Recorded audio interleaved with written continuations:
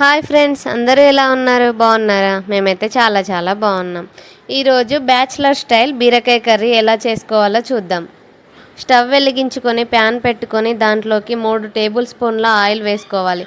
తర్వాత దాంట్లోకి జీలకర్ర, ఆవాలు, కరివేపాకు వేసి కొంచెం వేపుకోవాలి.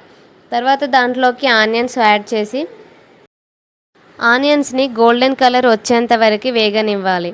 ఇక్కడ నేను 1/2 కేజీ బీరకాయలకి 2 మీడియం సైజ్ ఆనియన్స్ తీసుకున్నా. ఆనియన్స్ని కట్ చేసేటప్పుడు మనం చిన్న ముక్కలుగా కట్ చేసుకోవాలి. బీరకాయ కర్రీకి చిన్న ముక్కలుగా కట్ చేసుకుంటేనే బాగుంటుంది. అలాగే తొందరగా కూడా ఫ్రై అయిపోతాయి ఆనియన్స్ ఫ్రై అయ్యాక కొంచెం దాంట్లోకి అల్లం వెల్లుల్లి పేస్ట్ని కూడా యాడ్ చేసుకోవాలి. ఇది మీకు ఇష్టం ఉంటేనే యాడ్ చేసుకోవచ్చు, లేకపోతే స్కిప్ చేయొచ్చు. తర్వాత మనం చిన్నగా కట్ చేసుకున్న బీరకాయ ముక్కల్ని దాంట్లోకి యాడ్ చేయాలి.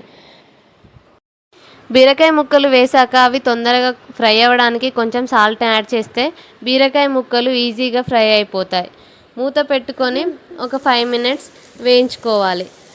ఇలా ఇక్కడ కనిపిస్తున్నట్టుగా ఆయిల్ పైకి తేలేంత వరకు మధ్య మధ్యలో కలుపుతూ బీరకాయల్ని ఫ్రై చేసుకోవాలి. ఇలా బీరకాయలు మొత్తం ఫ్రై అయ్యాక లాస్ట్లో పసుపును యాడ్ చేయాలి. ఇలా యాడ్ చేయడం వల్ల ఏంటంటే బీరకాయలు తొందరగా ఫ్రై అయిపోతాయి.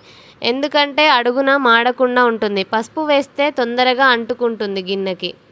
చివర్లో పసుపు వేసి ఒక 2 మినిట్స్ కలుపుకున్న తర్వాత దాంట్లోకి 2 టేబుల్ స్పూన్ల కారం వేసుకోవాలి. కారం వేసాక 2 నుండి 3 నిమిషాల వరకు కర్రీని కలుపుతూ ఫ్రై చేసుకోవాలి. కర్రీ ఫ్రై అయ్యాక మీకు నచ్చితే కొంచెం గరం మసాలాను కూడా యాడ్ చేసుకోవచ్చు. నేనైతే ఇక్కడ యాడ్ చేయట్లేదు.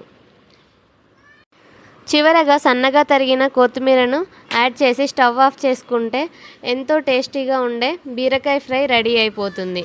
దీనిని సింపుల్గా బ్యాచిలర్స్ కూడా చేసుకోవచ్చు.